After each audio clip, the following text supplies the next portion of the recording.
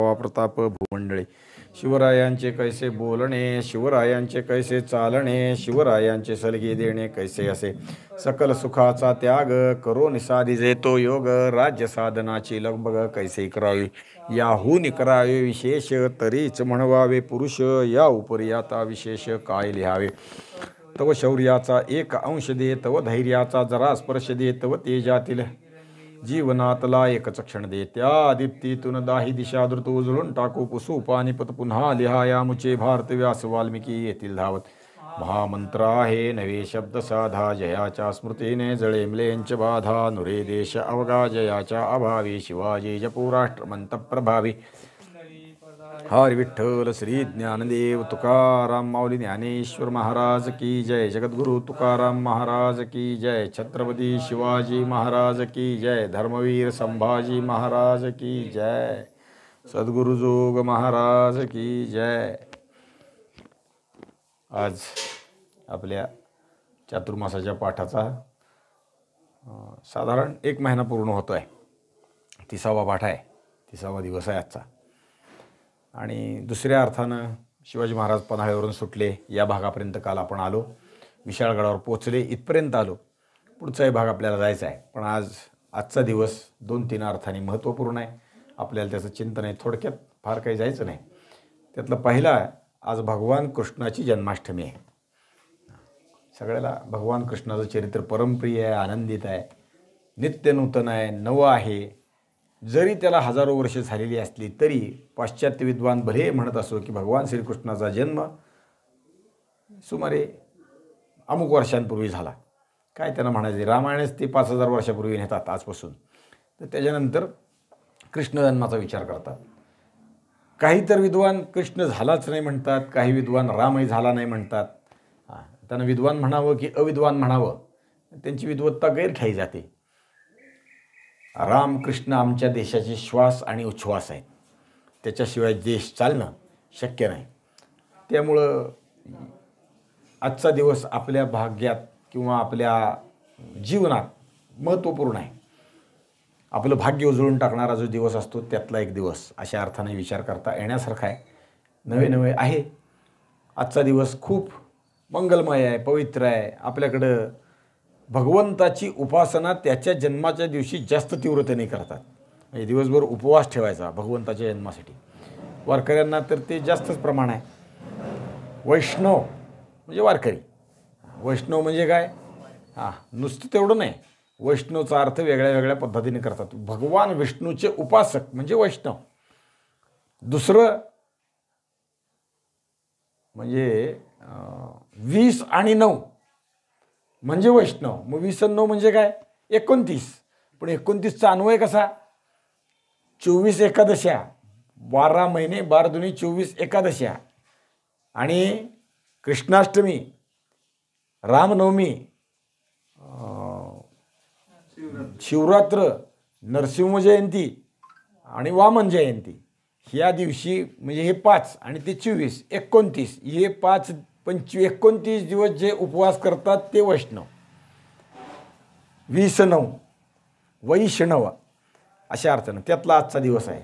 आजचा दिवस आपल्याला भगवंताच्या उपासनेचा आहे. दिवसभर त्याची उपासना करावी, दिवसभर भजन करावं, कीर्तन करावं, दर्शन घ्यावं, पूजन करावं. अनेक अर्थाने करता येतो. आपण ते करतो.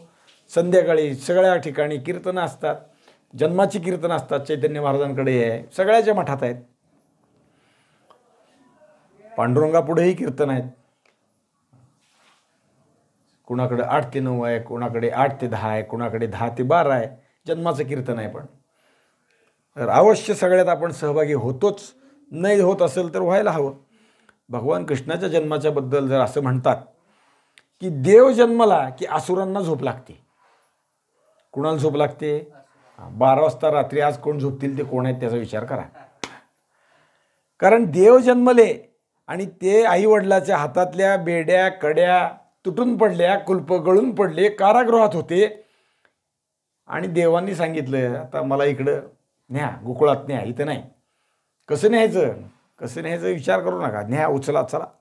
आणि आपला पुत्र वाचला पाहिजे या अपेक्षेनं भगवान वासुदेवानी भगवान कृष्णाला टोपल्यात घातलं, नदीच्या पलीकडे नेऊन ठेवलं. सगळं आपण ती कथा माहीत आहे. परंपरेने त्याचंच चिंतन आज होतं. भगवान कृष्णाचं गोकुळातल्या चरित्राचाच विषय अनेक अर्थाने चालतो, आजही चालतो. पण ते चरित्र असं विलक्षण आहे की या भारतभूमीला त्याचं गारुड पडलेलं आहे. त्याचं नवल नुसतं नाही, त्याचं प्रेम पडलेलं आहे. आणि ते चरित्र पिढ्यानपिढ्या, दशकानुदशकं, शतकानुशतकं आम्ही सतत ऐकतो, वाचतो. त्यातलं नित्य नवन काय मिळतंय ते पाहतो. एवढे वर्ष ऐकून, एवढे वर्ष पाहून, एवढे वर्ष सांगून त्याच्यातली गोडी कमी झालेली नाही, उलट ती वाढत जाते. असं ते चरित्र आहे. भगवान श्रीकृष्णाचा विचार अनेक अर्थाने करता येण्यासारखा आहे. कितीतरी गोष्टी आहेत. कारण छत्रपती शिवाजी महाराजांनी त्यांचा आदर्श घेतले आणि पुढे वागले. म्हणजे सगळं काही केलंय, चोऱ्याही केल्यात, खोटंही बोललंय, सगळं केलंय. पण ते सगळं कशासाठी नेलंय? धर्माचा मान घेऊशी, धर्माचं पुनरुत्थान घडण्यासाठी, धर्माचा मान पुन्हा प्राप्त होण्यासाठी, अधर्माचा झालेला विकास ऱ्हासाला नेण्यासाठी भगवान कृष्णाचं चरित्र आहे. जन्मच मुळात तुरुंगात आहे. तिथं बसून सगळं रामजन्म आणि कृष्णजन्मातला फरक. जन्म तुरुंगात, इकडं रामाचा जन्म राजमहालात. इकडं म्हणजे काय म्हणायचं त्याला, रात्रीची वेळ, इकडं दिवसाची वेळ. इकडं शुद्ध पक्ष, तिकडं वद्य पक्ष. इकडं रखरखीत उन्हाळा, तिकडं अति पाऊस. म्हणजे खूप गोष्टी विचार करता येण्यासारखा आहे. इकडं एक पत्नी, तिकडं 10,108. तिकडं एक वचनी, इथलं एकही वचन खरं नाही. तिकडे एक वाणी, इकडं दरवेळेस नवशस्त्र. आणि कधी चालवायचं आणि कधी नाही चालवायचं, परत अजून पुढचा भाग वेगळा आहे. न धरी करी शस्त्र, शपथ घेतली आहे मी युद्धभूमीवर हातात शस्त्र धारण करणार नाही. पण रथाचं चाक धरलं आणि भीष्मावर चालून गेले. शपथही राखली आणि भीष्मावर चालूनही गेले. आपत्कालात हातात येईल ते शस्त्र आहे. काही असो, दगड आला तरी शस्त्र आहे, गोफण असली तरी शस्त्र आहे, काठी असली तरी शस्त्र आहे. त्याला तलवारच पाहिजे, विटाच पाहिजे, भालाच पाहिजे, जंब्याच पाहिजे नाही. काय जे आलंय ते घेतलं, अंगावर चालून गेलं. स्वसंरक्षणार्थ, धर्मसंरक्षणार्थ. स्वसंरक्षणात सगळ्या भूमिका येतात. स्वतःचं रक्षण, माता बहिणींचं रक्षण, धर्माचं रक्षण, देशाचं रक्षण म्हणजे स्वसंरक्षण. हे सगळं आहे. भीष्माचार्याला मारायसाठी रथाचं चाक घेतलं आणि त्यांच्यावर चालून गेले. बरोबर आहे ना? तिने हातातलं शस्त्र टाकलं. तुझ्या हातून मृत्यू येत असेल तर अजून काय पाहिजे, ये. म्हणजे धर्मरक्षा वयासाठी करणे अटी आम्हासी जे आहे, अनेक अर्थाने विचार. भक्ता राखी पायापाशी, दुर्जनाशी संवारे. भगवंताच्या जन्माचं कार्य काय आहे, अनेक संतांनी अनेक वार सांगितले. त्यातलाच तो भाग आहे. त्या भगवान श्रीकृष्णाच्या जन्माचा आजचा दिवस म्हणजे आपल्याला सगळ्यात शुभ, उत्तम, अनेक अर्थाने विचार करता येण्यासारखा. विचाराप्रमाणे कृष्णासारखं वागण्यासारख्याच. आता कृष्णासारखं वागण्याचा म्हणजे आपण काही 10,108 करावेत असं म्हणत नाही आम्ही. धर्माच्या रक्षणाच्या बाबतीत जे जे करता येईल ते करा, करता येईल ते प्रयत्नशील राहा, असं आहे. पुतनेचं विष प्यालं तसं तुम्ही विष प्या असं नाही माझं म्हणणं. धर्मरक्षणासाठी आपल्याला प्राणापर्यंत जे करता येईल ते करा, हा त्यातला भाग आहे. त्यामुळं भगवंताचा आजचं चरित्र त्या अर्थाने विचार करा. दुसरा विषय आहे, आज ज्ञानेश्वर महाराजांच्या जयंतीचा दिवस आहे. भगवान ज्ञानेश्वर, भगवान विष्णू, प्रत्यक्ष भगवान विष्णू पुन्हा पुन्हा जन्म धारण करतात. मग कधी तो कृष्णाचा असतो, कधी तो रामाचा असतो, कधी नरसिंहाचा असतो, कधी वामनाचा असतो, कधी कुर्माचा असतो, कधी अजून काही असतो. तसा उद्धराया जन जड जीवा यासाठी ज्ञानेश्वर माऊलींचाही जन्म असतो. ज्ञानेश्वर माऊलींचा जन्म आजचाच, आज तो 750वाही आहे. म्हणजे विशेष त्यात अजून ते आहे. म्हणजे आपण भाग्यवंत आहोत, 750वा आपल्याला पाहायला मिळतो. 49वा आहे, 70वा आहे, ही आहेत. पण विशेष आहे सप्तशतकोत्तर सुवर्ण महोत्सव. 700 वर्षानंतरचा 50वा म्हणजे सुवर्ण महोत्सव. आळंदी संस्थानं त्यानिमित्तानं माऊलींच्या मंदिराचा कळस 11 किलो सोन्याचा आज उभा करणार आहेत. त्याची काल आळंदीतून सगळ्या मिरवणूक काढली, आला सुद्धा तयार होऊन, माहिती आहे ना. लोकांनी धनाच्या राशी ओतल्या, खरोखर राशी ओतल्या. किती द्यावेत पैसे काय काय नाही, ओतला आणलं सोनं. ते मला माहीत नव्हता. वाढला असेल तर अजून चांगला विषय. पण 11 किलोचा संकल्प होता. लोक धनानं देत आहेत, खूप देत आहेत. एकाच धनिकानं 1 किलो सोनं दिलं. म्हणजे नावही माहीत नाही आम्हाला, त्याने सांगितलं नावही सांगू नका. अनेकांनी दिलं, कुणी तोळा, कुणी ग्रॅम, कुणी मासा, कुणी अजून गुंज, काही का असं. प्रत्येकाच्या भावनेतून ते उभा राहत आहे. राम मंदिराच्या बाबतीत एक गोष्ट घडली की राम मंदिर आता उभारत आहे, किती खर्च आहे. मोठ्या मोठ्या धनिकांनी सांगितलं सगळा खर्च आम्ही देतो, त्यातून उभा करा. न्यासाला सांगितलं, ज्याच्यासाठी तो न्यास उभारला आहे ना राम मंदिर उभं करण्यासाठी, त्याला सांगितलं सगळ्यातून देतो, सगळा खर्च एकटा आम्ही देतो, आमचं नावही सांगू नका, बोलू नका, लावू नका. न्यासाने सांगितलं तुम्हाला पैसे द्यायचे ते द्या, आम्ही नकार देत नाही, पण आमचं म्हणणं असं आहे की एकट्या तुमच्या पैशातून जर राम मंदिर उभारलं तर ते आम्हाला नको आहे.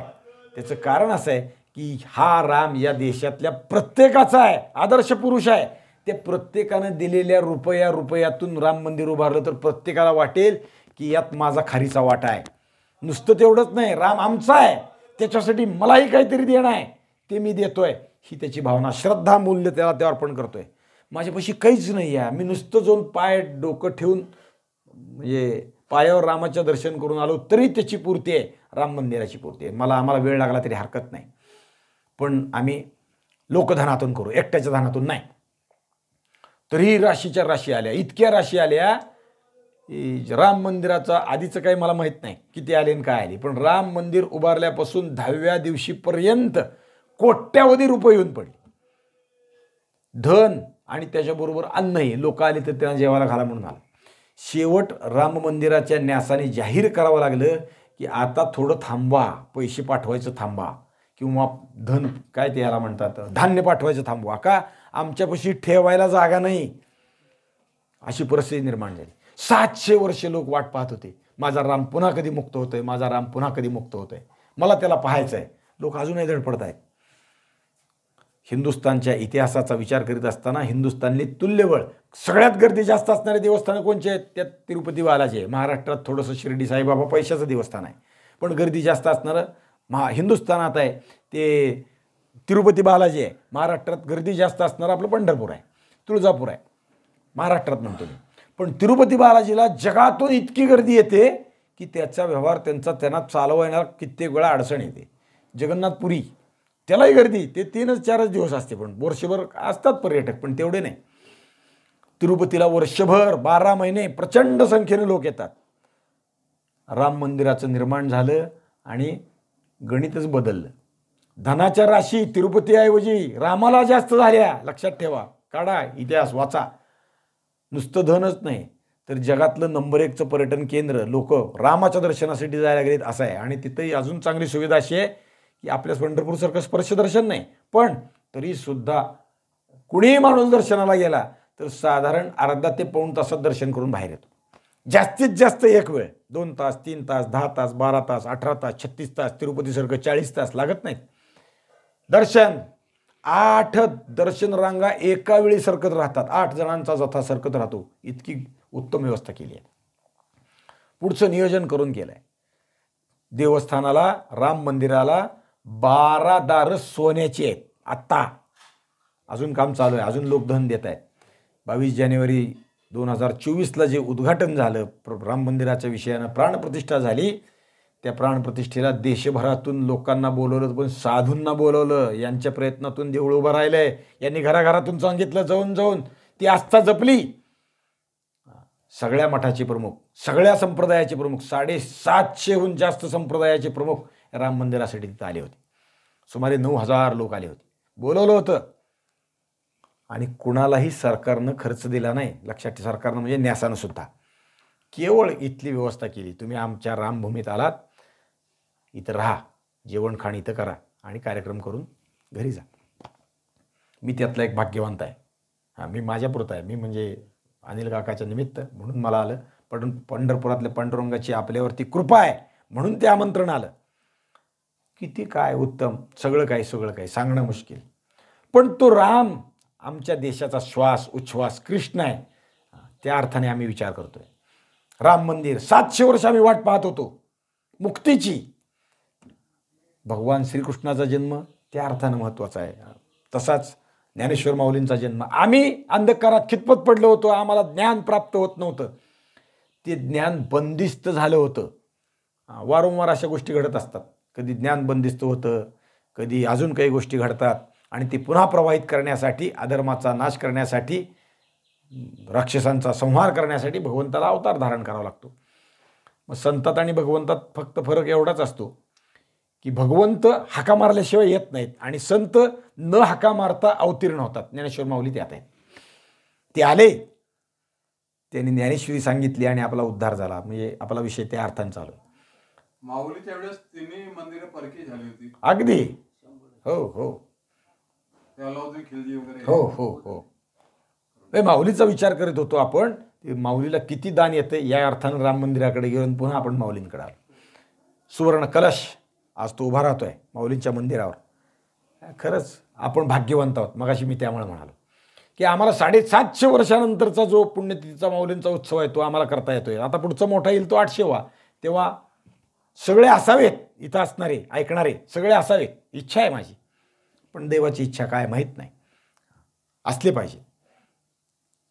आज 11 किलोचा केलाय, उद्या 25 किलोचा करतील. आज कळस केलाय, उद्या शिखर करतील, घुमट करतील, सगळं काही करतील लोक. ते शक्य आहे ते करतील, होऊन जाईल.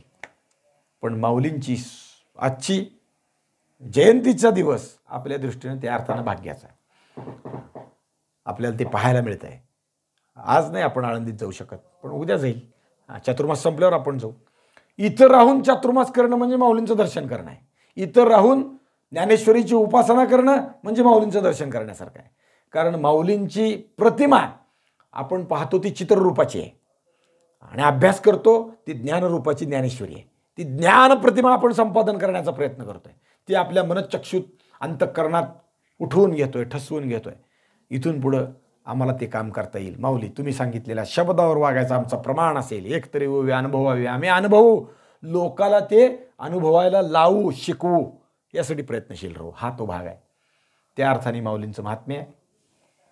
आणि तिसरं, आजचा 15 ऑगस्ट भारताचा स्वातंत्र्य दिन आहे. म्हणजे मुद्दामून हे 3 दिवस. खरं हे असं एकाच दिवशी येणं फार विलक्षण योगायोग असतो. सतत येतातच असं नाही. माऊलींचा जन्म आणि भगवान कृष्णाचा जन्म दरवर्षी गोकुळाष्टमीचाच आहे, त्यामुळे एकत्रच आहे. दोन्ही विलगच नाही आहेत. त्यांनी वेदाचं ज्ञान, वेद असामान्य झाले, लोकाला कळेनासे झाले म्हणून थोडं तत्कालीन संस्कृतमध्ये सांगितले. ते मराठी लोकांना कळेनात म्हणून माऊलींनी मराठीतून सांगितले. गीतेचं ज्ञान, गीता समजे ना. आता त्याला आपल्याला ती ज्ञानेश्वरी 700 वर्षात समजे ना. त्याच्यासाठी पुन्हा पुन्हा अवतार धारण करावा लागतो का काय कोणास ठाऊक माऊलींना. आणि तिसरा दिवस आजचा जो आपण विचार करतोय तो भारतीय स्वातंत्र्याचा दिवस आहे. स्वातंत्र्याच्या सूर्या आता तरी प्रसन्न हो म्हणून अनेकांनी आपल्या रक्ताचं अर्घ्य दिलं, जीवनाचं अर्घ्य दिलं, घरादाराचा संहार त्याग करून टाकला. अधर्मींचा, पाप्यांचा, ज्याला असुरांचा म्हणून आपण. ते असुर गोरे आहेत का काळे आहेत विचार करायचा नाही. असुर आहेत. धर्माचा नाश करायला जे टपून असतात, धर्माचा नाशच ना. रँडचा वध का केला? घराघरात जाऊन ब्रिटिशांनी पुण्यामध्ये उच्छाद मांडला. प्लेगच्या निमित्तानं बायका म्हणजे मुलींची आबरू लुटण्याचा प्रयत्न केला. घराघरात चपला घालून देवघरापर्यंत प्रवेश केला आणि सगळ्याचे भांडे कुंडे रस्त्यावर आणून टाकले. त्यातून संतापून आमच्या धर्माचा तू नाश करतोय, आमच्या राष्ट्रावरती तू अन्याय करतोय म्हणून रँडचा खून केला. म्हणजे हे असुरच आहेत ना, जे देवाचा जप करायला, देव उचलून टाकायला, जप करायला विरोध करतात, देवता अर्चन करायला विरोध करतात, भजन कीर्तनाला विरोध करतात. ते असुर नाही तर दुसरे काय. आजही आपल्या भारतवर्षात काही लोक आहेत म्हणजे असुर संपलेत असं समजू नका. अजूनही कीर्तनाच्या मध्येच जातात. बंद करा कीर्तन तुमचं, झालंय. लक्षात ठेवलं पाहिजे. हे असुर आहेत. मग ते ब्रिटिश असोत नाही तर अजून कोणी काळे असोत, गोरे असोत नाही तर काळे असोत, त्यांचं निर्दालन करून पुन्हा या देशात आपल्या धर्माची, आपल्या लोकाची, आपल्या संस्कृतीची पुनःप्रतिष्ठापना करण्यासाठी अनेकांनी यत्न केले. मग घरात बसून कोणी प्रार्थना केली, देवा आम्हाला स्वातंत्र्य मिळावं, तुझ्या कृपेने ते व्हावं. कुणी हातात शस्त्र घेऊन ते स्वातंत्र्याची उपासना केली. मग ती दोघंही तसेच, सारखेच, तेवढेच महत्त्वाचे. ज्याला जे जे शक्य आहे त्याने ते ते करावं. पण स्वातंत्र्याची आज प्रत्येकाच्या हृदयात जागी राहावी यासाठी जे प्रयत्न झाले ते महत्त्वाचे आहेत. आणि त्यातून भारताला स्वातंत्र्य मिळालं. तारीख 15 ऑगस्ट 1947 भारत स्वतंत्र झाला. जे कृष्णजन्माचं मोल, आता असुरांच्या चंगुलातून आम्ही सुटणार ही इच्छा कृष्णजन्मात, जे माऊलींचा जन्माचं आम्हाला आस्था आहे तीच 15 ऑगस्टला आहे. छत्रपती शिवाजी महाराजांच्या जन्माची आस्था आहे. छत्रपती शिवाजी महाराज सिंहासनावर बसलेले जे आमचा आनंद दिवस आहे, पर्वणी आहे, तेच आजचा दिवस आहे. त्यामुळे आजचा दिवस आपल्या इतिहासात अत्यंतिक मोलाचा आहे. आम्ही सर्वार्थानं स्वतंत्र झालो पाहिजेत ही पण आपली आजच्या दिवशी प्रतिज्ञा असली पाहिजे. आज आमचे पंतप्रधान ध्वज अवरोहण करतात आणि भाषण करतात. जग आता टेक्नॉलॉजीच्या उच्च शिखरावर आहे. आमचे तरुण त्यात पारंगत आहेत. पण अजून कित्येक गोष्टी अशा आहेत की आमच्या देशात त्या निर्माण होत नाहीत. आमचे तरुण त्यात प्रयत्नशील झाले पाहिजेत म्हणून ते आज लोकांना उद्बोधन करताय. मागे अनेक जणांनी केला. विषय त्या अर्थाने महत्त्वाचा आहे. आम्ही AI सिस्टीममध्ये आर्टिफिशियल इंटेलिजन्स त्याच्यामध्ये आम्ही अग्रेसर असलं पाहिजे. आम्हाला दुसऱ्याची कुबडी घेता कामा नाही. आम्ही आज आमच्या मोबाईलवर वापरतो, काय वापरतो? गुगल सर्च इंजिन वापरतो. गुगल सर्च इंजिन अमेरिकेचं आहे, आम्हाला ते नको. आमच्या भारताचं सर्च इंजिन तयार झालं पाहिजे. झालं काल तयार, माहीत आहे का? कमॅट नावाचं सर्च इंजिन भारताचं सुरू होत आहे. कदाचित ते झालंही असेल, अजून प्राथमिक अवस्थेत काही त्याच्या अभ्यासाच्या गोष्टी चालल्या असतील, पण ते सुरू होत आहे. आमच्या भारतीय युवकांनी ते वापरलं पाहिजे, ते डेव्हलप केलं पाहिजे, तंत्र सुधारित केलं पाहिजे, पुढं नेलं पाहिजे. विमान उडवणारे जे पायलट असतात ते जाऊ द्या, पण त्याहीपेक्षा विमान तयार करणारे जे लोक आहेत ते आमचे असले पाहिजेत. आम्हाला लोकांकडून विमानं तयार विकत घेता कामा नाहीत. आमच्या देशात तयार झाले पाहिजेत. विमान तयार करणारे अभियंते ते ज्ञान संपादन करून आमच्या लोकांनी आमच्या देशात केलं पाहिजे. तंत्रज्ञानातल्या सगळ्या गोष्टी आमच्याकडून असल्या पाहिजेत. आम्ही लोकांना विकत दिल्या पाहिजेत आमच्याकडून. ही जिद्द मनीषा म्हणजे शिवाजी महाराज शिकणं, आचरणात आणणं आणि करणं. आमच्या भाषेत वैद्यकीय शिक्षण असलं पाहिजे. आमच्या भाषेत इंजिनिअरिंगचं शिक्षण असलं पाहिजे. मग ते इंजिनिअरिंगची कोणची फॅकल्टी असो. इंजिनिअरिंगचे अनेक आहे. साऊंड इंजिनिअरिंग असतं, सिव्हिल इंजिनिअरिंग असतं, अजून ते आता कॉम्प्युटर इंजिनिअरिंग आहे, त्यातलं हार्डवेअर वेगळं आहे, सॉफ्टवेअर वेगळं आहे, टेक्निकल अजून खूप गोष्टी आहेत, त्यात खूप उपविभाग आहेत. आता AI इंजिनिअरिंग पण आहे, माहीत आहे का? माहीतच नाही. AI काय अजून आम्हाला माहीत नाही, पण AI इंजिनिअरिंग करतायत लोक, आपल्यातले लोक आहेत. कृत्रिम बुद्धिमत्ता म्हणजे AI इंजिनिअरिंग. आपलं डोकं काही वापरायचं नाही. आता संगणकाला किंवा आपल्या मोबाईलला आदेश द्यायचा की मला संध्याकाळी या विषयानं, ज्ञानेश्वर माऊलींच्या जन्माच्या विषयानं एक कीर्तन करायचं आहे, कीर्तनाचा अभंग हा असावा, ह्याच्यावरती एक पानभर लिहून दे. ते देतं की नाही लिहून पहा, प्रयत्न करून पहा. आज तुम्ही AI म्हणजे काय तिथं कळेल. ह्या झाला फक्त एक भाग कीर्तनापुरता. असं कोणत्याही विभागात जा, सिव्हिल इंजिनिअरिंगच्या विभागात जा किंवा कपड्याच्या विभागात जा किंवा रूपसौंदर्याच्या विभागात जा, मला या विषयानं माहिती पाहिजे, काय करावं सांगा. आणि तेवढ्यानं समाधानी नाही झालं, याच्यात अजून डिटेल द्या, अजून डिटेल द्या, अजून डिटेल द्या. जेवढं पाहिजे तेवढं देतं आहे. म्हणजे आर्टिफिशियल इंटेलिजन्स. आम्ही फक्त ते गिबली करायपुरतं वापरतो. माझा फोटो AIनं नवीन करून द्या, चित्र सांगतं, ती लगेच चित्र आपल्या फोटोचं करून देतं. पेंटिंग सगळं करतात, अनेक गोष्टी करतात. आपल्याला त्यातलं फक्त ज्ञान तेवढंच नाही, त्याला आज्ञा देणं जे आपलं काम आहे ते महत्त्वाचं आहे. हे सुद्धा तंत्रज्ञान सगळं आमच्या देशाचं आमच्या लोकांनी केलं पाहिजे. हा अट्टहास असणं म्हणजे शिवाजी महाराज शिकणं, त्यासाठी प्रयत्नशील असणं म्हणजे भारत स्वतंत्र असणं, आमच्या भाषेत ते होणं, आमची संस्कृती आम्ही जपणं.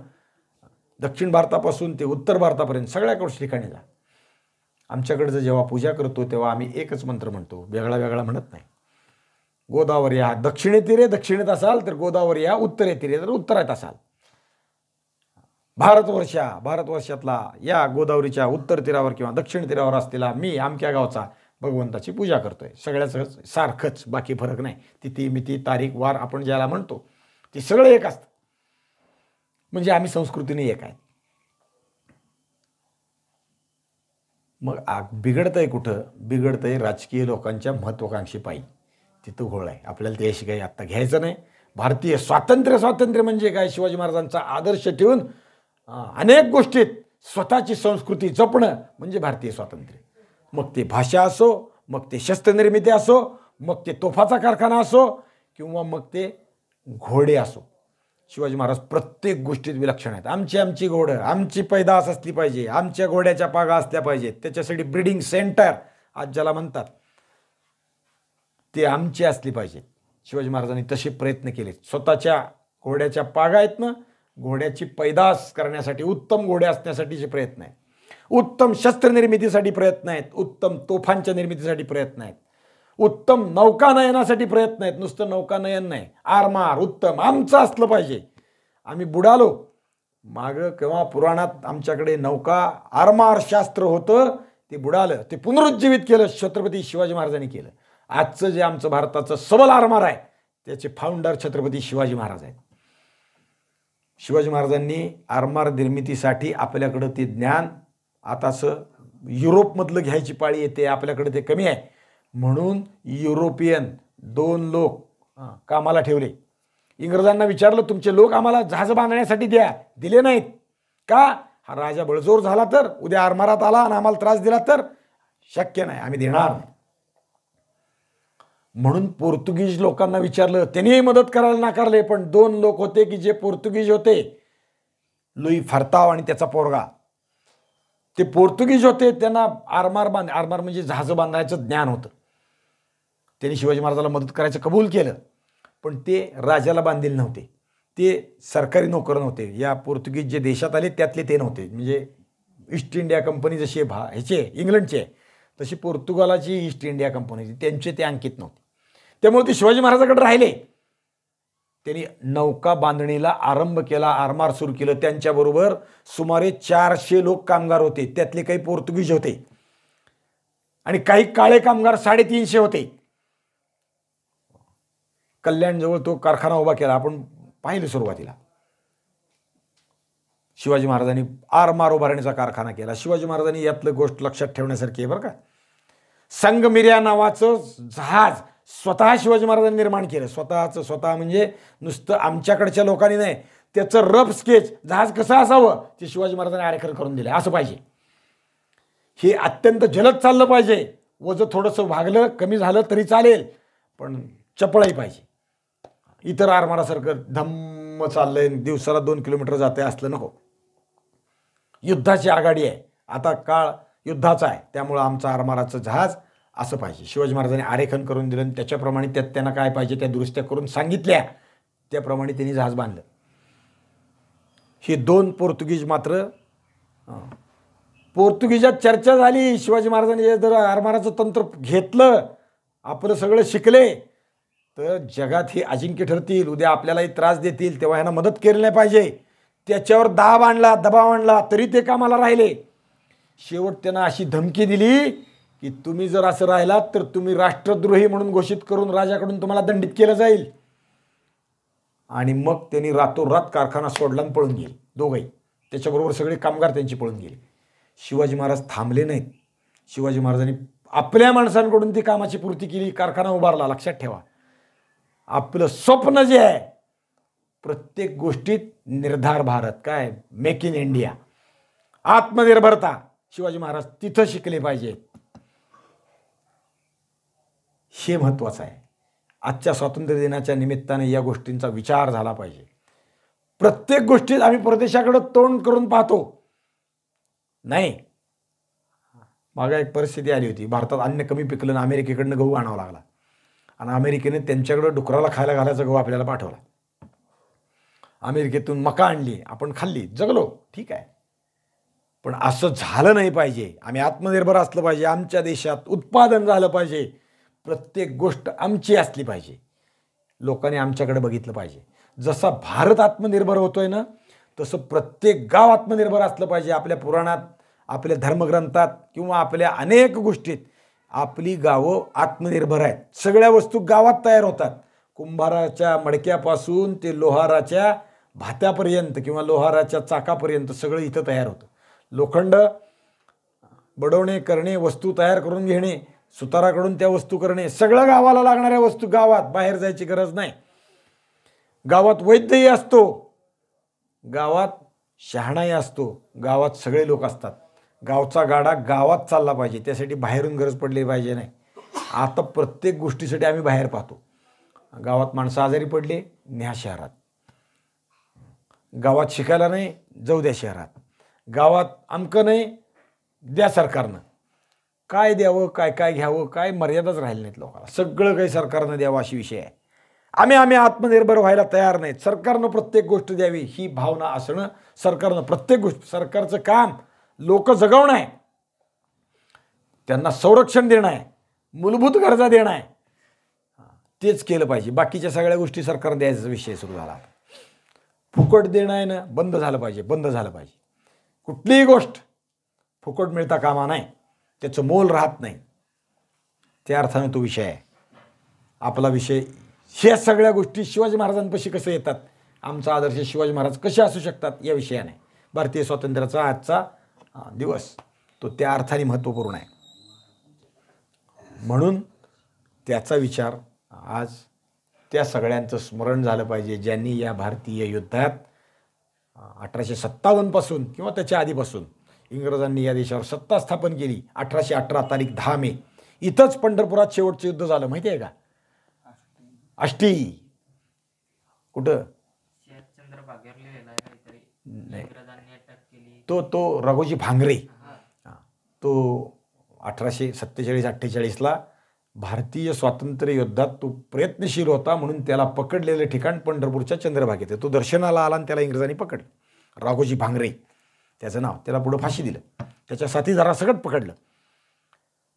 पण भारतावर इंग्रजांची सत्ता दृढमूल झाली. पहिल्यांदा बंगालमध्ये सुरुवात झाली, पण सकल भारतावर सत्ता झाली केव्हा? मराठी राज्य जेव्हा संपलं तेव्हा. आणि मराठी राज्य संपलं, मराठ्यांची सत्ता या हिंदुस्थानावर होती, ती राज्य संपलं आणि परक्याची सत्ता आली, म्हणजे इंग्रजांची आली. ती तारीख 10 मे 1818. याच दिवशी रायगड पडला. कर्नल प्रॉथरनं रायगड जिंकला. वाराणसीबाई, दुसऱ्या बाजीरावाची बायको, रायगडावर होती, ती युद्धात होती. ती स्वतः फिरून बंदोबस्त पाहत होती, कंबर कसून युद्ध करीत होती, पण पडला, पराभव झाला. ती गड सोडून खाली निघून गेली.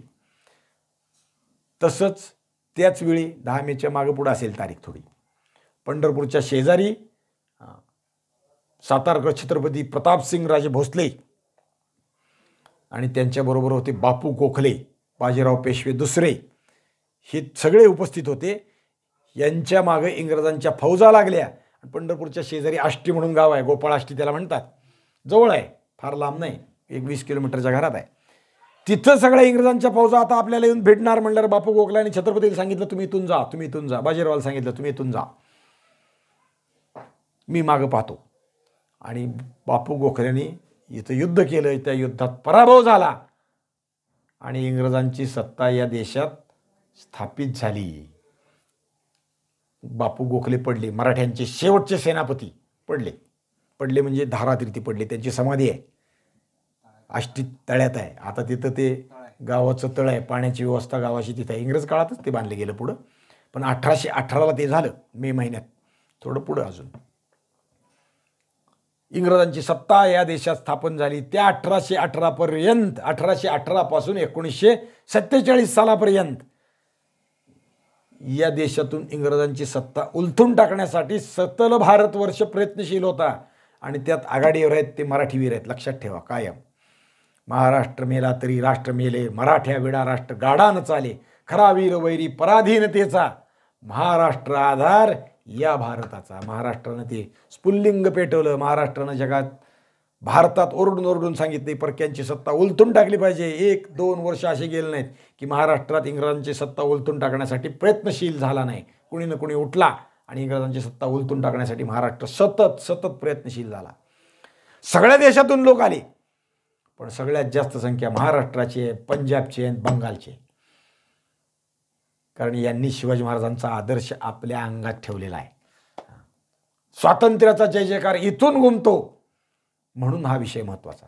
आणि ते शिवाजी महाराज आता स्वातंत्र्यासाठी प्रयत्नशील आहेत. त्याच्यासाठी रक्ताचं अर्घ्य चालू आहे. बाजीप्रभू अडवतायत, खिंडीत उभे राहतात, युद्ध करतात. 2 प्रहर पावे तो 300 लोकांशी आम्ही खिंड अडवतो. मी कालच बोलून गेलो. लिओनार्डस स्पार्टाचा त्याच्या विषयानं बोललो. जगात त्याचं नाव घेतलं जातं, बाजींचं नाही घेतलं जात. लिओनार्डसनं 3 दिवस ती थर्मोपायलीची खिंड लढवली. 3 दिवस बरं का. आणि त्या युद्धात ते सगळेच्या सगळे शेवटच्या सैनिकापर्यंत 300च्या 300 मेले. पराभव झाला. 300च्या 300 मेले. पण 10,000 पर्शियन त्यांनी कापले, मारले आणि तिथून पुढं गेले नाहीत. पर्शिया जरी जिंकली तरी ते इराणचा बादशाह, पर्शिया त्यांच्या अखत्यारीत आहे, तरी ते तिथून निघून गेले. बाजीप्रभूंच्या युद्धाचा परिणाम काय? बाजीप्रभू पडले, पण युद्ध आम्ही जिंकलो, आम्ही हरलो नाही. त्यामुळे लिओनार्डस नाही, बाजीप्रभू महान आहेत, ज्येष्ठ श्रेष्ठ आहेत. युद्ध हरलो का आम्ही? बाजीप्रभू पडले. युद्धाचं अंतिम ध्येय काय? इप्सितता काय? राजे गडावर सुरक्षित पोहोचणं हे युद्धाचं अंतिम ध्येय आहे. ते आम्ही यशस्वी केलं, म्हणजे आम्ही युद्ध जिंकलो.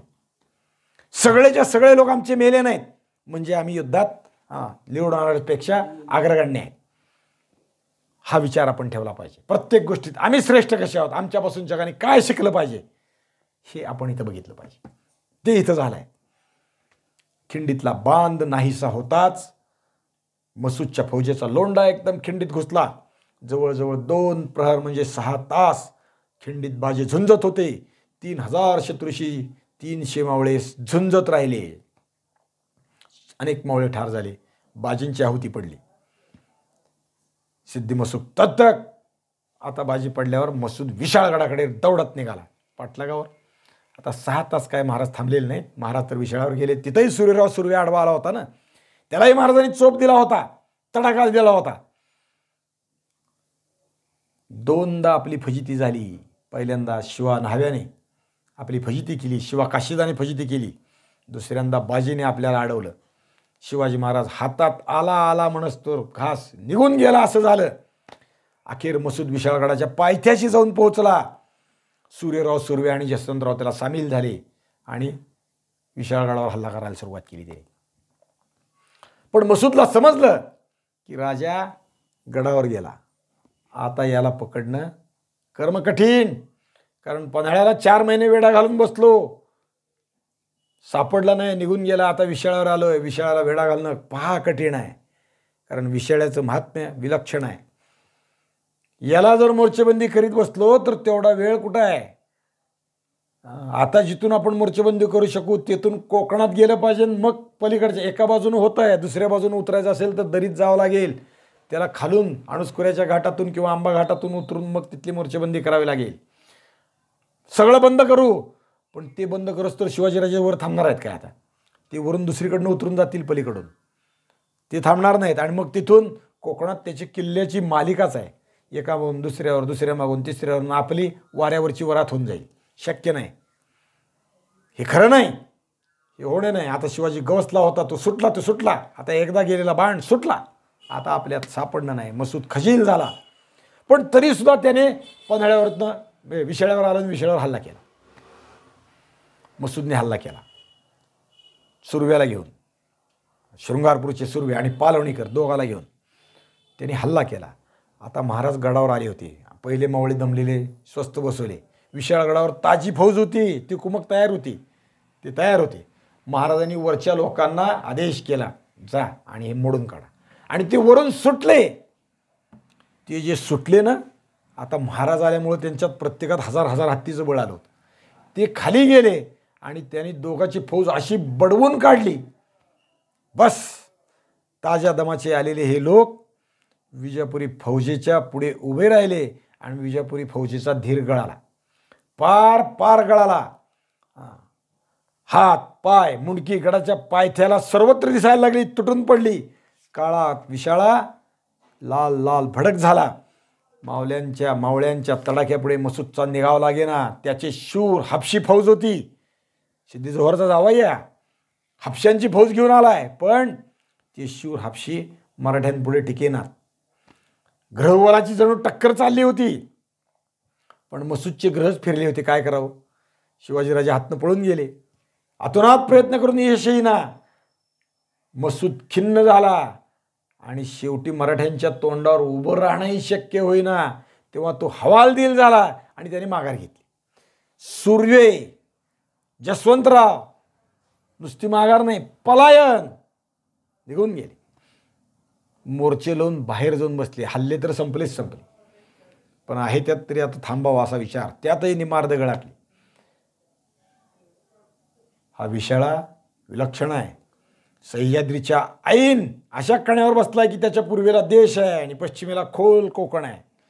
विशाळगडावरून जर माणूस कोकणात उतरला तर त्याचा पाठलाग करला आंबा घाट किंवा अणुस्कुरा घाट, मधीच किल्ला. असं उतरून जायचं म्हणजे 70, 80 किलोमीटर फिरून जायचं.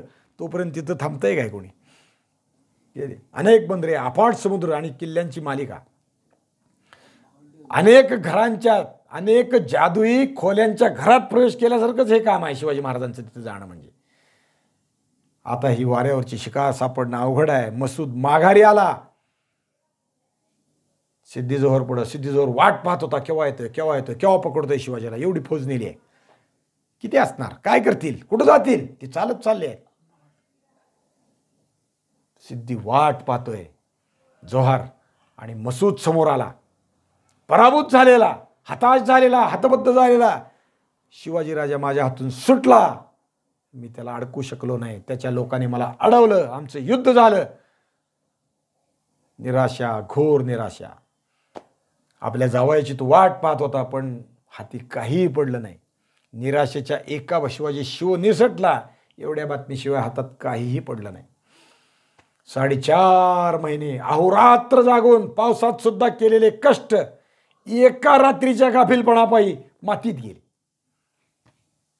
आपला जावई जिवंत आलेला पाहून मसूदला बरं वाटलं. निदान जावई तरी जिवंत आला. इकडे काय झालं? बाजी पडले. बाजीबरोबर बाजींचे बंधू, ज्येष्ठ बंधू फुलाजी प्रभू तेही पडले. या समरभूमीवर 2 वीर पडले. अनेक मावळे पडले. नावं नाहीत उपलब्ध, माहीत नाहीत. निदान एवढंच माहिती आहे की हिरडस मावळातले लोक आहेत, बांदलांचे लोक आहेत. मग काही बांदल असतील, काही अजून गावकरी असतील, काही अजून सैन्यातले लोक असतील. कोण होते माहीत नाही, पण ते पडले. पण मावळे बाकीचे जे होते ना जिवंत, ते असे चिवट की त्यांनी ही पडलेली प्रेत उचलली, घोंगड्यात बांधली आणि पाठीला बांधून पन्हाळ्यावर, विशाळगडावर निघून गेले. काय माणसं आहेत ना. जिवंत असताना आडवे उभे राहतात. मरून पडलेल्या लोकाला आपल्या सवंगड्याला टाकून जात नाहीत, घेऊन जातात. चांद्रसेनीय कायस्थ प्रभूंचं एक पुस्तक आहे, त्यांचा इतिहास म्हणून, सीकेपींचा इतिहास. त्यामध्ये बाजीप्रभूंचं हे पडलेलं शव श्रीखंडे नावाच्या एका ग्रहस्थानी, म्हणजे त्याचं नाव आडनाव श्रीखंडे आहे, त्यांनी घोंगड्यात बांधून विशाळगडावर नेलं असा उल्लेख आहे. काय माणसं आहे तो. स्वतःला चालायची मुश्किल झाली. मुळखाचा पाऊस आहे. दिवसभर युद्ध करून पळून 22 तास 24 तास भांडण करून गळाटून गेलंय, तरी आपल्या लोकांची प्रेत घेऊन जातात. खरंच या माणसाला चरणी ठेवी जे माता, हेची भले, दुसरी बुद्धीच चालत नाही. विलक्षण विलक्षण. हे महाराज बाजींची वाट पाहत होते. महाराज बाजींची वाट पाहत होते. तोफा ओढल्या. आता बाजी बाजी आता या, मी गडावर सुखरूप पोचलो, आता या. सूर्य आडवा आला तर माझे लोक गडावरचे आहेत, ते तुम्हाला आता मदत करतील, तुम्हाला गडात घेण्यासाठी, बेडा फोडण्यासाठी. फोडलाच आहे मी, त्याला असा तडाखा दिलाय की ते आता तत्पर राहिलेले नाही, तुम्ही या. तत्परतेने महाराज अत्यंत ज्याला उत्सुकतेने वाट पाहतायत ते पाहतायत. पण गडावर आली मावळ्यांची आणि बाजींची प्रेते. प्रतीक्षा होती बाजीची, पण आली प्रेते. फुलाजीचे प्रेत शस्त्राघाताने, बाजीचं आणि फुलाजीचं प्रेत शस्त्राघातांनी अक्षरशः चाळणी झालेलं होतं. रक्ताने सगळं शरीर भरलेलं होतं. धन्य आहे, धन्य आहे ती बाजी. छत्रपतींनी तुम्हाला प्रेमाश्रूंनी माळ घातली. आणि विशाळगडावरच बाजी आणि फुलाजींचा अंत्यसंस्कार महाराजांनीच करून घेतला. पाताळदरी नाव आहे विशाळगडावरच्या एका भागाचं. त्या भागात या दोघांची समाधी तिथं उभी केली. आजही ही समाधी आहे. मी ती समाधी अनेक वर्षापूर्वी पाहिली, तेव्हा ती दुरावस्थेत होती. भाताच्या शेतीत मध्ये 2 समाध्या, वृंदावन आपली तुळशीची असतात तेवढी, 10 बाय 10चा कट्टा आणि त्याच्यावर समाधी असं होतं. तीही विच्छिन्न व्हायला लागली होती. हळहळ वाटायची, काय करावं, कसं करावं. पण खाजगी शेती, खाजगी व्यवस्था, काय अनेक गोष्टी. पण एक वीर महाराष्ट्रातला असाच आहे की त्यानं ती तेवढाच तुकडा विकत घेतला, ते सगळं सुधारित केलं, त्याच्यावर छत घातलं आणि ते आता समाधी छान डेव्हलप केलेली आहे. निदान लोकांना कळायला बोर्ड लावले विशाळगडावर बाजींच्या समाधीकडे. विशाळगडावर तुम्ही जा, त्या मलिक रायांचा दर्गा आहे, तिथं मुसलमानांना येणारी संख्या प्रचंड आहे. मुसलमान कशाला, जन्मानं हिंदू कर्मानं मुसलमान असणारे त्या मलिक रायांना नवस बोलायला जाणारे नादान हिंदू तिथं खूप आहेत. तिथं जातात, बकऱ्या कापतात, कोंबड्या कापतात आणि दर्शन करतात त्या मलिक रायांचं. म्हणे कसलं दर्शन, अवदर्शन, ते दर्शन नाही, ते तुमचं ओंगळवाणं प्रदर्शन आहे. जाणं योग्य नाही. आम्हाला जायचं असेल तर आम्ही बाजींच्या समाधीला गेलं पाहिजे. पण मलिक रायांचा दर्गा वर्षानुवर्ष वाढत चालला आहे आणि विशाळगडावर अनधिकृत बांधकामं, नुसत्या राह्यांचा दर्गाच नाही, त्याच्या भोवती असलेली इतकी वाढली की सुमारे 2000 घरं तिथं बांधली गेली आणि ती सगळी अनधिकृत.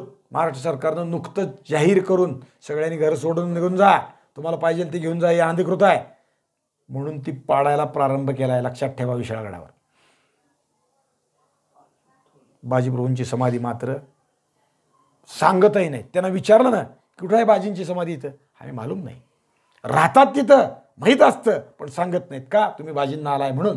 अजून आमच्याबद्दल, आमच्या राष्ट्राबद्दल, आमच्या राष्ट्रवीरांबद्दल त्यांच्या मनातली भावना काय आहे लक्षात ठेवली पाहिजे. आणि आमचे लोक कसे आहेत, चंद्रराव मोरे जावळीकर, सूर्यराव सूर्ये, नाव चंद्राचं, नाव सूर्याचं, पण वर्तन गुलामीचं, अनुकरण त्यांचं.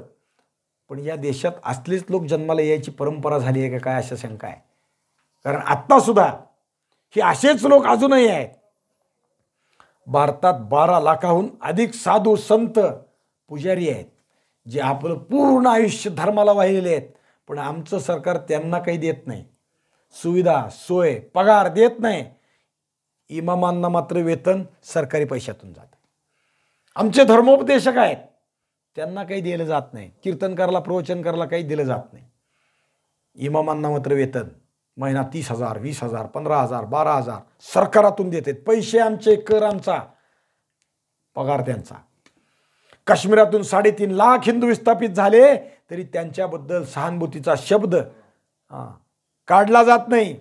का, तर तो त्यांच्या भावना दुखावल्या जातात. म्हणजे हे चंद्रराव सूर्यराव सुर्वे, चंद्रराव मोरे त्या गोत्राचे इथे लोक. काश्मीरी विस्थापिताबद्दल बोललं जात नाही. नुकतंच आता ते अनेक गोष्टीत बदल व्हायला लागलेले आहेत. काश्मीरी फाईल नावाचा चित्रपट आला, माहिती आहे ना. आता नवीन आला जयपूर फाईल्स. बघा, चित्रपटाचे लोक त्याच्यावर बंदी घाला म्हणून अनेकांनी प्रयत्न केले, बंद पाडायचा प्रयत्न केला. जयपूर फाईलला सुद्धा कोर्टाने ते मुक्त केलं. बघू द्या लोकांना, ते चालू आहे.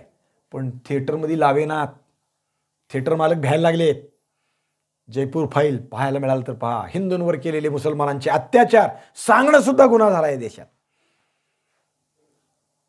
महाराष्ट्रात मुसलमानांना 5% आणि उत्तर प्रदेशात 20% आरक्षण द्या. मागणी आहे, मागणीचा पुरवठा सुद्धा आहे. कोण आहेत हे सूर्यराव सुर्वे आहेत. आता उत्तर प्रदेशचे मुख्यमंत्री योगी आलेत म्हणून बदल व्हायला लागलेला आहे. पण हे मागं झालं ना, लालू प्रसाद, लल्लू प्रसाद, परत ते अखिलेश यादव, मुलायम नाही, मुलायम असले लोक आहेत. त्यांची त्याच्यापेक्षा पुढची मागणी आहे, मिलिटरीत सुद्धा मुसलमानांना आरक्षण द्या, ठराविक टक्के द्या. म्हणजे काय, मुसलमानांची स्वतंत्र तुकडी करा. म्हणजे ते या देशाचं खाणार, पगार आमचा खाणार, शिक्षण आमचं घेणार, मिलिटरीत राहणार, स्वतंत्र सवलती मिळणार आणि ऐन वेळेस राष्ट्राला घात करणार. कारण आत्तापर्यंतचा इतिहास तो आहे. भारत पाकिस्तान युद्ध सुरू झालं पुण्यातून खडकी ॲम्युनिशन फॅक्टरी आहे, इथं आपल्या मिलिटरीला लागणारा दारूगोळा खडकीत बनतो, पुण्यात बनतो. इथून न्यायचा होता, सरहद्दीवर रेल्वे तयार झाली, भरली, आणि ड्रायव्हर मुसलमान होता रेल्वेचा. त्यानं सांगितलं नेत नाही रेल्वे मी. हा गुण लक्षात ठेवला पाहिजे. जेव्हा असा विषय येतो धर्माचा, पाकिस्तानच्या युद्धाचा, तेव्हा जिहाद होतो. आम्ही जात नाही आमच्या धर्माविरुद्ध लढायला. खडकी ॲम्युनिशन फॅक्टरीमध्ये अनेक मुसलमान कामाला आहेत. त्यांचा पूर्वी असा प्रयत्न झाला, ते सगळे एकत्र यायचं आणि या ॲम्युनिशन फॅक्टरीमध्ये घात घडवायचा. ते लक्षात आलं मिलिटरीच्या, तेव्हापासून ॲम्युनिशन फॅक्टरीमध्ये 2 मुसलमान एका ठिकाणी एका वेळी मिळणार नाहीत, अशी त्यांची व्यवस्था लावली जाते. लक्षात ठेवा. जिथं जिथं ते आहेत तिथं तिथं हा घोळ आहे. आणि आमचे लोक सूर्यराव सुर्व्याच्या गोत्राचे आहेत, चंद्रराव मोर्याच्या गोत्राचे आहेत, अजून त्यांना मदत करतात. 1 नाही 2 नाही 3 उदाहरणं सांगितली, अजून सांगतो. न्यायालयाने आदेश दिला अफजल खानाच्या थडग्याचं बांधकाम का पाडलं नाही. पाडून सुप्रीम कोर्टानं सांगितलं तरी पाडलं नाही. गेल्या वर्षी ते पाडलं. एकनाथ शिंदे मुख्यमंत्री झाले त्यांनी ते पाडलं. शिवाजी महाराजांचा आदर्श ते बाळगतात म्हणून पाडता आलं, नाहीतर नाही. हिंदुस्थानातली सगळी बहुतेक पैशाची मंदिरं सरकार ताब्यात घेत आहे. पंढरपूर त्यातलंच आहे. इकडं अनैतिक कृत्य चालतात. अफजल खानाच्या धडग्याचं त्याचं सांगायला लागलं ना एक दिवस पुराण तेच चालेल. त्या थडग्याचे ट्रस्टी पाकिस्तानात राहतात, तिथं येऊन आतंकवादी राहतात. प्रतापगडच्या त्या जावळीच्या खोऱ्यात जिलेटिनच्या कांड्याचे स्फोट करून पाहतात. मुंबईला होणाऱ्या बॉम्बस्फोटाची ट्रायल तिथं होते. आणि तरी अनधिकृत कृष्टी सगळ्यात चालत असून त्याला संरक्षण, त्याला पाडायचं नाही, त्याला काही करायचं नाही, असं चालत होतं सरकार. कुणाचं सरकार होतं विचार करा. कुणाचं होतं पेक्षा शिवाजी महाराजांचा विचार आचरत होतं का नाही याचा विचार करा. एकनाथ शिंदेने ते काम केलं. बुलडोजर लावून सगळं पाडलं. नुसती कबर आहे ना, कबर तेवढीच ठेवली, बाकी सगळं अनधिकृत बांधकाम असणाऱ्या 100-125 खोल्या पाडून टाकल्या. 23 एकरावरती अतिक्रमण करून ते सगळं बांधकाम केलं होतं. आणि तुम्ही आम्ही जर तिथं कशासाठी केलं आहे, हे लोकांना बघताना राहायला केलं आहे. तुम्ही आम्ही जर राहायला गेलो, आता जंगलात आलो आहे, प्रतापगडावर जायचं आहे पण जाता येत नाही, रात्र झाली, दार बंद आहेत, तुमच्यात राहायला जागा द्या. जागा देत नाहीत का? तुम्ही हिंदू आहेत, तुमच्या डोक्याला भगवी टोपी आहे, तुमच्या कपाळाला गंध आहे, तुमच्या गळ्यात माळा आहे, नाही जागा देत. हे मुल्ला मुजावरांसाठी आहे, हे काजीसाठी आहे, हे मुसलमानांसाठी आहे. देत नव्हते, सगळं पाडून टाकलं. उत्तर प्रदेशात सहारणपूरमध्ये गुरुद्वार बांधा म्हणून शासनानं सांगितलंय तरी शासन बांधू देत नाही. कोर्टानं सांगितलंय तरी बांधत नाही. काट येथे 3 मशिदीवर अनधिकृत भोंगे असताना मंदिरावरचे भोंगे काढले जातात.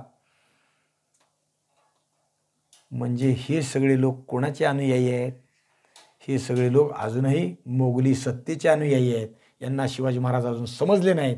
हे अजूनही त्यांना पाठबळ देणारं कृत्य करतात. आसाम आमच्या देशातला भाग आहे, माहीत आहे आम्हाला, माहिती आहे का नाही? पूर्व भागातला, हिंदुस्थानचा पूर्व भाग, सप्तभगिनी म्हणतो आम्ही त्यांना. आसाम, मणिपूर, मेघालय, शिलाँग हे सगळा भाग आहे. इथले बांगलादेशातून येणारे मुसलमान अनधिकृत या देशात येतात, राहतात. मग ते बंगालमध्ये राहतात, मग ते आसाममध्ये राहतात, जवळचा भाग आहे. आज आसामात ते 4 जिल्हे हिंसाचारग्रस्त आहेत. हीच पार्श्वभूमी किंवा हाच गणित पश्चिम बंगालमध्ये आहे. पश्चिम बंगालचे जेवढे जिल्हे किंवा उत्तर प्रदेशाचेही काही भाग ज्याला बांगलादेश जवळ आहे, तिथं सगळे हे रोहिंगे येऊन राहिलेले आहेत. भारताचे नागरिक नाहीत, शरणार्थी म्हणून येतात, राहतात, अनधिकृत येतात. नुसतं शरणार्थी नाही, अनधिकृत येतात, इथे येऊन राहतात. आणि आमचे नादान लोक त्यांना मतदान कार्ड देतात, आमचे नादान लोक त्यांना रेशन देतात. आनंद का शिधा, आनंदाचा शिधा महाराष्ट्रात चालतो ना. बांगलादेशात अधिकृत म्हणजे आकडेवारी उपलब्ध करणं विषय सांगत नाही, पण असं चालतं की तुम्हाला हिंदुस्थानात नेऊन तुम्हाला मतदान कार्ड काढून देतो, रेशन कार्ड काढून देतो, ते कुठल्या गावात जायला राहायचं आहे तिथली व्यवस्था करून देतो. त्याच्यासाठी मला लाख रुपये द्या. असे दलाल आहेत. आणि त्या दलालांचा भाव आहे. मुंबईत राहायचं असेल, महाराष्ट्रात राहायचं असेल तर सगळ्यात जास्त किंमत द्यावी लागते. बांगलादेशातल्या नागरिकाला तिथून इथं आणलं जातं, इथं वसवलं जातं, त्याला रेशन कार्ड देतात, म्हणजे त्यांनी मतदान करायचं. ते कोणाला निवडून देतील? तुम्हाला आम्हाला देतील काय? ते त्यांनाच निवडून देतात किंवा त्यांचं लांगुल चालन करणाऱ्यांना देतात. काय चाललंय? कुठं चाललाय देश? आम्ही शिवाजी महाराज शिकत नाही, आम्ही आचरत नाही, हेच त्यातलं उत्तर आहे. शिवाजी महाराज या अर्थाने आचरले पाहिजेत. उत्तर प्रदेशातले आणि आसाममधले जिल्हे हिंसाचारग्रस्त आहेत. नुसते हिंसाचारग्रस्त आहेत नाही तर तिथले मुस्लिम बहुल झालेले आहेत. का? हे रोहिंग्या आले. ममता तिला कोणाची ममता आहे? आमची नाही, त्यांची ममता आहे. तिचं वात्सल्य, तिचं प्रेम, तिचं आतडं त्यांच्यासाठी तुटतं, हिंदूंसाठी काही होत नाही तिला. म्यानमारमधल्या बुद्धांनी जे केलं ते आम्ही केलं पाहिजे. म्यानमारमध्ये काय झालं माहिती आहे ना? म्यानमारमध्ये अभ्यास केला गेला आणि ते बुद्ध नेते आहेत त्यांचे. बुद्ध म्हणजे अहिंसेचे पुजारी आहेत. पण त्यांनी मुसलमान या देशातून निघून जा, नाहीतर तुम्हाला तुरुंगात राहावं लागेल, कापून काढले. त्यांनी व्यापार बदलला, त्यांनी धोरणं बदलली. जे म्यानमारचे रहिवासी आहेत त्यांनाच अनेक गोष्टी बदलल्या. दुकानात ज्याच्या ती खूण आहे तिथंच, म्हणजे 786 ते मुसलमानाचं आहे, ओम हिंदूंचं आहे, तसं त्यांचं बुद्धांचं हे लावलं तर दुकानात तिथं त्या खरेदी करा. आणि बुद्धांनी तसं केलं, मुसलमान दुकानं बंद पडले, रोहिंगे हाकलून दिले. पण या हाकलून दिलेल्या लोकांना मुंबईत का हाकलून दिलं म्हणून रजा अकादमीने आंदोलन केलं. तिथं चाललंय, इथं आमचे लोक आज आंदोलन करतायत, हिंदुस्थानात राहतात, गोडवे गातात कोणाचे. आणि आंदोलन केलं तेवढ्यानं थांबलं नाही, महिला पोलिसांवर बेइज्जत केली, त्यांचा बलात्कार करायचा प्रयत्न केला. मुंबईतलं हुतात्मा स्मारक लाथ मारून तोडलं, पाडलं, आणि त्यांच्यावर कारवाई नाही. कोण काय करतंय, कोण काय करतंय? आम्ही शिवाजी महाराज शिकत नाही, हेच यातलं गणित आहे. आम्ही बाजीप्रभू अवलोकित नाही किंवा त्यांचं आचरण करीत नाही, ही यातला विषय आहे. दुर्दैव, दुसरं काय? शिवाजी महाराजांच्या चरित्रातून हे सगळं शिकलं पाहिजे. धटासी धट, उद्धटासी उद्धट, ठकासी महाठक, या पद्धतीनं वागलं तर शिवचरित्र कळलं असं म्हटलं पाहिजे. भगवान श्रीकृष्णाने जे केलं ते छत्रपती शिवाजी महाराजांनी केलं. उद्धटासी उद्धट. जरासंधाचा वध करायला साधेपणानं चालत नाही, दोन अंग त्याची दोन बाजूला टाकावी लागतात. किंवा काल यमन संपवायचा असेल तर नुसतं युद्ध करून चालत नाही, त्याला कपट करावं लागतं. मुचकुंदाला जागं करावं लागतं. आम्ही मुचकुंद आहोत, फक्त झोपलो आहे. तो शेला बाहेर करणारा काल यवन आलाय, पण तू उडूनही शेला. आम्ही हिंदू उठत नाहीत. आम्ही मुचकुंद आहेत का खरं काय कुंभकर्ण आहेत? हिंदुत्व संपायला पाळी आली तरी आम्ही उठत नाहीत. उठलं पाहिजे, जागं झालं पाहिजे. लोकांना दार ठोठवून उठवलं पाहिजे, खणखणून कड्या बडवल्या पाहिजेत. दार तोडायची पाळी आली तरी तोडले पाहिजेत. उठा उठा उठा, हिंदूनो करा गर्जना, प्रणाम भगव्या झेंड्याला, देशापायी धरणापायी घ्यावं शपथा मरण्याला, हे सांगितलं पाहिजे. आपलं जाग झालं पाहिजे, मग खरं. त्यासाठी हा प्रपंच 25 वर्ष हे चालू आहे. म्हणजे आपण आपल्या निमित्तानं बोलतोय, पण हे 25 वर्ष नाही, शहाजी महाराजांच्या आधीपासून चालू आहे. हिंदूंनो उठा, हिंदूंनो उठा, जागे व्हा, उठा जागे व्हा रे आता, स्मरण करा पंढरीनाथा. याचा अर्थ काय? याचा अर्थ सकाळी लवकर उठा, जागे व्हा, देवाचं स्मरण करा, बरोबर आहे. पण उठा जागे व्हा रे आता, स्मरण करा पंढरीनाथा. म्हणजे जे पंढरीनाथाचं स्मरण करतात त्यांचं रक्षण करण्यासाठी जागे व्हा, हे महत्त्वाचं आहे. म्हणजे चातुर्मास म्हणजे या अर्थाने शिकला पाहिजे. आपला वेद, अध्ययन, शास्त्र, धर्म, गायन, वादन शिकलंच पाहिजे, पण त्यातून हे साधलं पाहिजे. संतांची सेवा साधली पाहिजे, देशाची सेवा साधली पाहिजे, राष्ट्रपुरुषांची सेवा साधली पाहिजे. म्हणून हा खाटाटोप, बस, बाकी काय नाही. 9:15 वाजलेत, पुढं उशीर आहे. उद्याच्याला अनेक काम आहेत. उद्याचा पाठ होईल, पण उद्या सुट्टी आहे. कारण आज आपण कृष्ण जन्मासाठी झोपणार नाही ना, का झोपणार आहेत? झोपणारे कोण आहेत माहिती आहे सगळ्याला, मी काय बोलत नाही जास्त. कृष्ण जन्मतो तेव्हा कोण झोपतं? मग अशीच बोललो मी. हां, झोपू द्या त्यांना सुखानं झोपू द्या. ते असुर आहेत, ते झोपतील. आज झोपायचं नाही, भगवंताचा जन्मोत्सव साजरा करायचा. देवळात या, कुठं जिथं शक्य आहे तिथे या, कीर्तनात या, कथेत या. आपल्या नव्या देवळात सगळं आपण भजन करतोय तिथे या. 10 ते 12 तिथंही कीर्तन आहे, मी पण तिथं आहे. चैतन्य महाराजाकडं 8 ते 10 कीर्तन आहे, तिथं जा. मुख्य मंदिरात जा, किंवा आपला मठ जिथं आहे तिथं तरी काहीतरी कार्यक्रम आहे. निदान 12 वाजता गुलाल टाका कृष्णावर. गावागावात जिथं कुठं आपण आहे तिथं पांडुरंगाच्या मूर्तीवर गुलाल टाका, त्याला सुंठोडा दाखवा आणि आपण तो प्रसाद म्हणून घ्या. सुंठोडा घ्या, गुलाल कपाळाला लावा. हा गुलाल गुलाबी रंगाचा, पांडुरंगाचा आहे, पण हा गुलाल शिवाजी महाराजांचा आहे, बाजीच्या रक्ताचा आहे, याचाही विचार ठेवा. बाकी आज थांबू. उद्याला मात्र सुट्टी राहील. परवा दिवशी पाठ पुन्हा आपल्यासारखा होईल. परवा दिवशी रविवार आहे, त्यामुळं कुणीतरी बोलायचं गणित ठेवा थोडंसं. थोडा वेळ झाला की 15 मिनटं कुणीतरी बोला, 1 तास बोला, आनंद आहे. पुंडली कवरदेव हर विठ्ठल श्री ज्ञानदेव तुकाराम विठाल विठाल विठाल विठाल. पुंडली कवरदेव हर विठ्ठल श्री ज्ञानदेव तुकाराम ज्ञानेश्वर महाराज की जय. जगद्गुरु तुकाराम महाराज की जय. छत्रपती शिवाजी महाराज की जय. भाजी महाराज की जय. सद्गुरु जोग महाराज की जय. भगवान श्री कृष्ण की जय.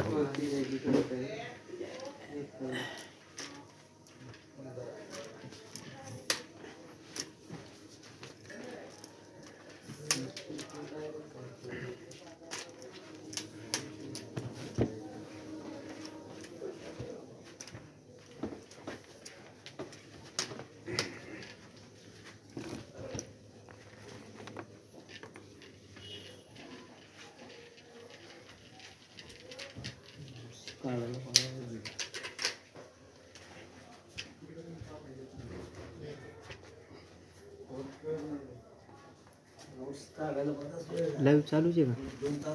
बंद कर. अर्धे झालं झालं बंद. थांबा.